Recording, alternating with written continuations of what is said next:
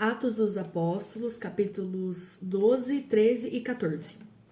Nessa ocasião, o rei Herodes prendeu alguns que pertenciam à igreja com a intenção de maltratá-los e mandou matar à espada Tiago, irmão de João. Vendo que isso agradava aos judeus, prosseguiu prendendo também Pedro, durante a festa dos pães sem fermento.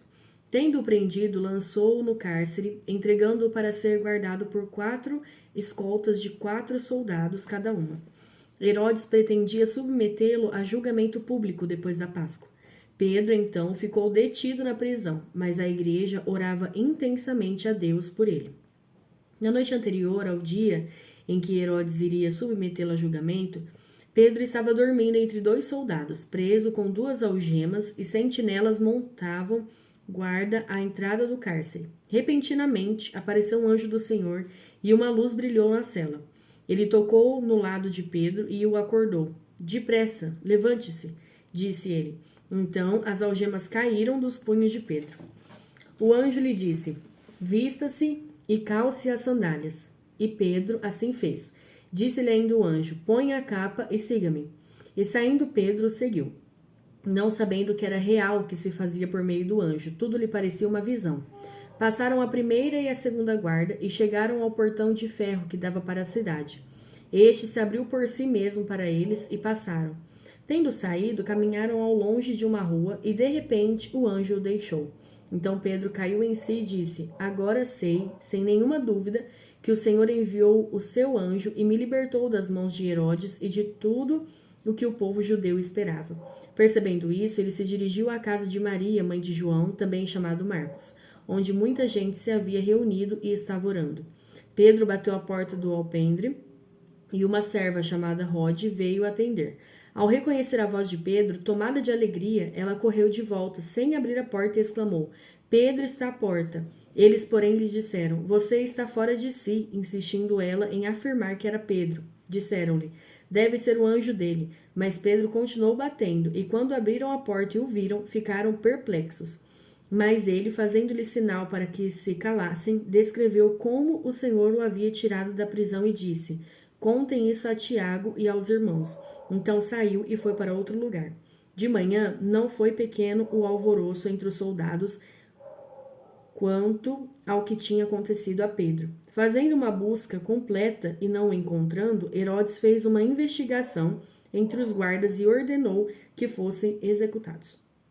Depois Herodes foi da Judeia para Cesareia e permaneceu ali durante algum tempo. Ele estava cheio de ira contra o povo de Tiro e Sidom. Contudo, eles haviam se reunido e procuravam ter uma audiência com ele. Tendo conseguido o apoio de Blasto, homem de confiança do rei, pediram paz, porque dependiam das terras do rei para obter alimento. No dia marcado, Herodes, vestindo seus trajes reais, sentou-se em seu trono e fez um discurso ao povo.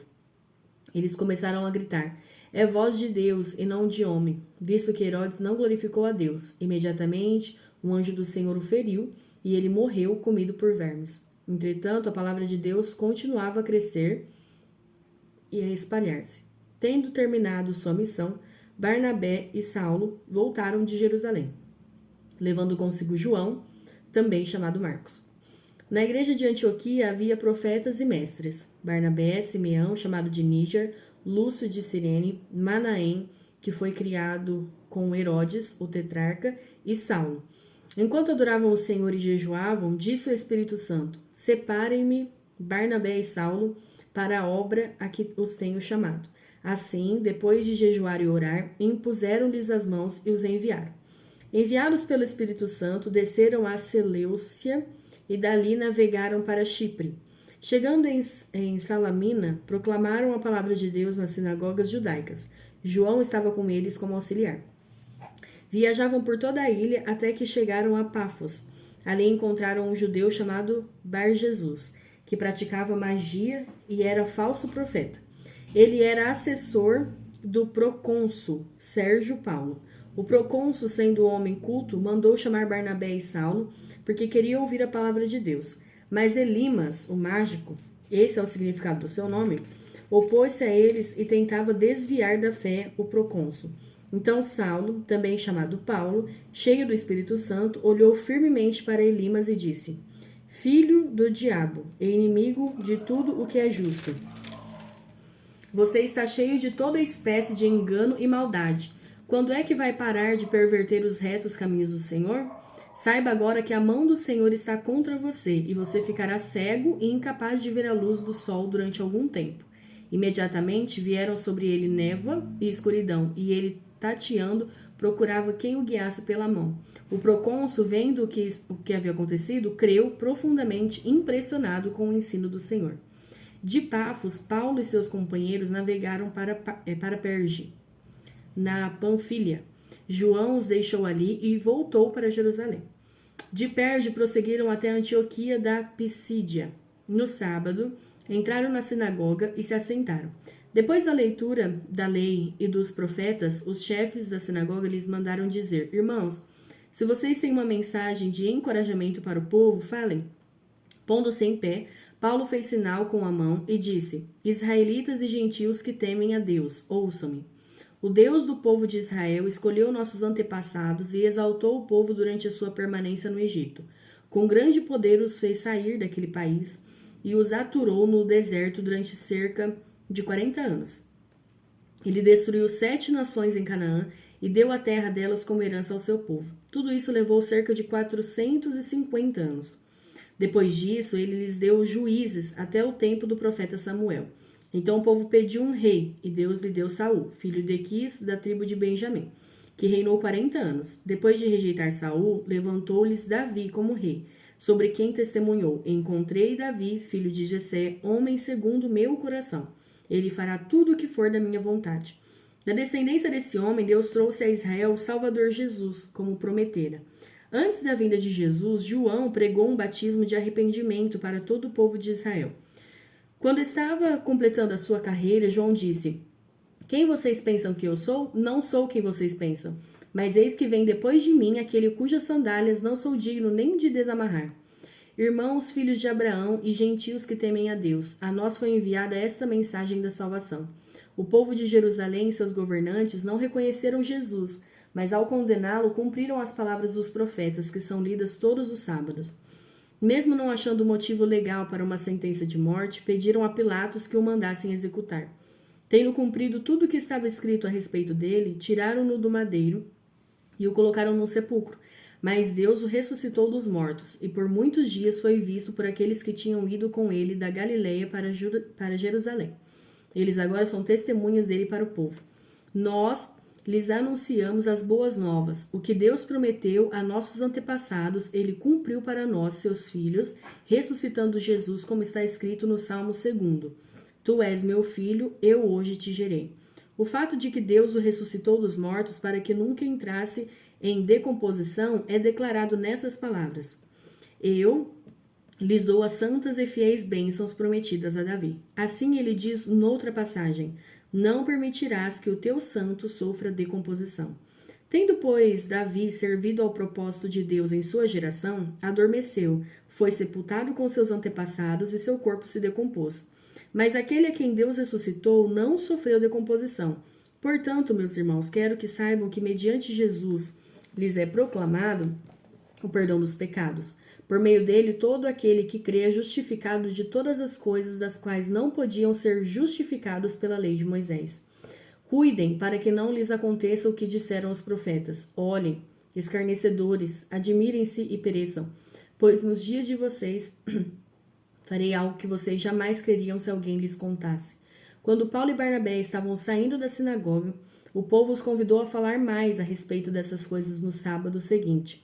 Despedida a congregação, muitos dos judeus e estrangeiros piedosos, convertidos ao judaísmo, seguiram Paulo e Barnabé.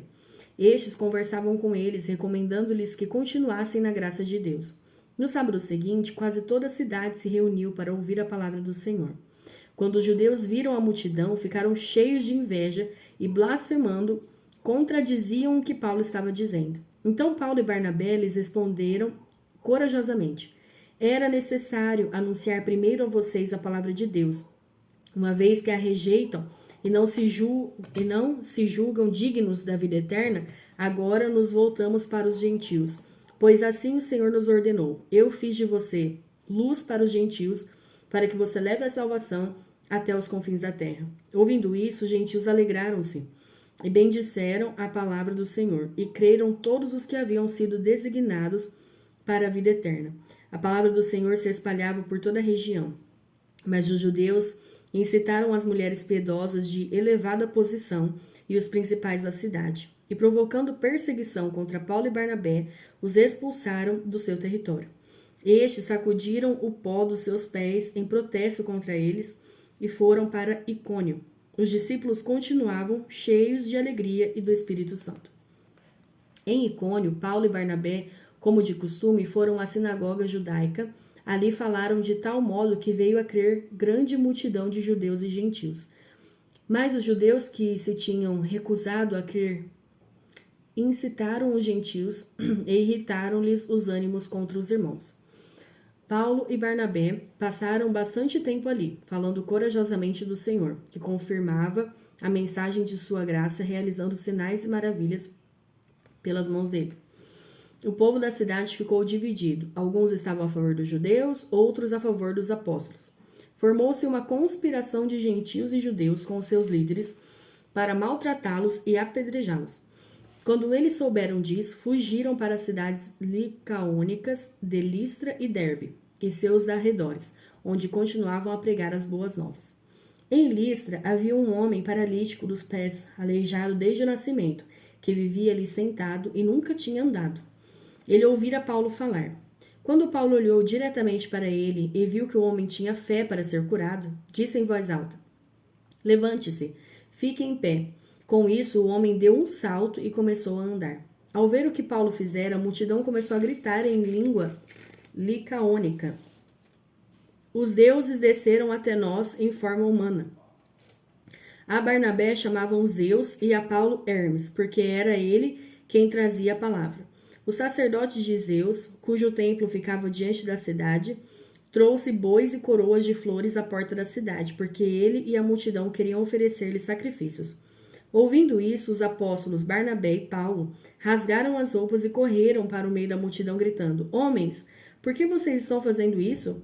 Nós também somos humanos como vocês. Estamos trazendo boas novas para vocês, dizendo-lhes que se afastem dessas coisas vãs e se voltem para o Deus vivo, que fez o céu, a terra, o mar e tudo o que neles há. No passado, ele permitiu que todas as coisas seguissem os seus próprios caminhos. Contudo, Deus não ficou sem testemunho, mostrou sua bondade, dando-lhes chuva do céu e colheitas no tempo certo, concedendo-lhes sustento com fartura e um coração cheio de alegria. Apesar dessas palavras, eles tiveram dificuldade para impedir que a multidão lhes oferecesse sacrifício. Então, alguns judeus chegaram de Antioquia e de Icônio e mudaram o ânimo das multidões, apedrejaram Paulo e o arrastaram para fora da cidade, pensando que estivesse morto. Mas quando os discípulos se ajuntaram em volta de Paulo, ele se levantou e voltou à cidade. No dia seguinte, ele e Barnabé partiram para Derbe. Eles pregaram as boas novas naquela cidade e fizeram muitos discípulos. Então voltou para Listra, Icônio e Antioquia, fortalecendo os discípulos e encorajando-os a permanecer na fé, dizendo: É necessário que passemos por muitas tribulações para entrarmos no reino de Deus. Paulo e Barnabé designaram-lhes presbíteros em cada igreja. Tendo orado e jejuado, eles os encomendaram ao Senhor em que haviam confiado. Passando pela Pisídia, chegaram a Panfília, e tendo pregado a palavra em Perge, desceram para Atália. De Atália navegaram de volta a Antioquia, onde tinham sido recomendados à graça de Deus, para a missão que agora haviam completado. Chegando ali, reuniram a igreja e relataram tudo o que Deus tinha feito por meio deles, e como abrira a porta da fé aos gentios, e ficaram ali muito tempo com os discípulos.